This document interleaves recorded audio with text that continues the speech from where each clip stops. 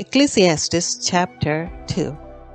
I said to myself, "Come now, I will test you with pleasure to find out what is good." But that also proved to be meaningless. Laughter, I said, is madness. And what does pleasure accomplish? I tried cheering myself with wine and embracing folly, my mind still guiding me with wisdom. I wanted to see what was good for people to do under the heavens during the few days of their lives. I undertook great projects. I built houses for myself and planted vineyards. I made gardens and parks and planted all kinds of fruit trees in them. I made reservoirs to water groves of flourishing trees. I bought male and female slaves and had other slaves who were born in my house. I also owned more herds and flocks than anyone in Jerusalem before me. I amassed silver and gold for myself and the treasure of kings and provinces. I acquired male and female singers and a harem as well, the delights of a man's heart. I became greater by far than anyone in Jerusalem before me. In all this, my wisdom stayed with me. I denied myself nothing my eyes desired. I refused my heart no pleasure. My heart took delight in all my labor, and this was the reward for all my toil.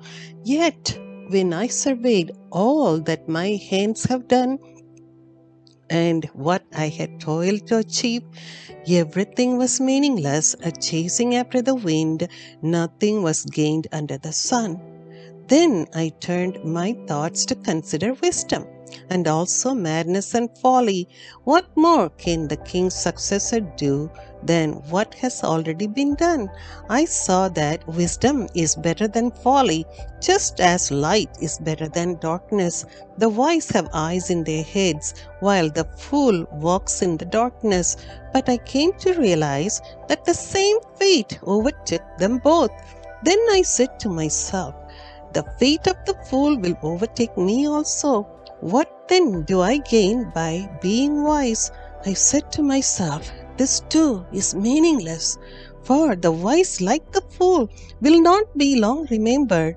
The days have already come when both have been forgotten. Like the fool, the wise too must die." So I hated life because the work that is done under the sun was grievous to me. All of it is meaningless, a chasing after the wind. I hated all the things I had toiled for under the sun because I must leave them to the one who comes after me. And who knows whether that person will be wise or foolish. Yet they will have control over all the fruit of my toil, into which I have poured my effort and skill under the sun. This too is meaningless. So my heart began to despair over all my toilsome labor under the sun. For a person may labor with wisdom, knowledge, and skill, and then they must leave all they want to another who has not toiled for it. This too is meaningless and a great misfortune. What do people get for all the toil and anxious striving with which they labor under the sun? All their days their work is grief and pain. Even at night their minds do not rest. This too is meaningless. A person can do nothing better than to eat and drink and find satisfaction in their own toil. This too I see is from the hand of God, for without Him who can eat or find enjoyment? To the person who pleases Him, God gives wisdom, knowledge, and happiness. But to the sinner, He gives the task of gathering and storing up wealth to hand it over to the one who pleases God.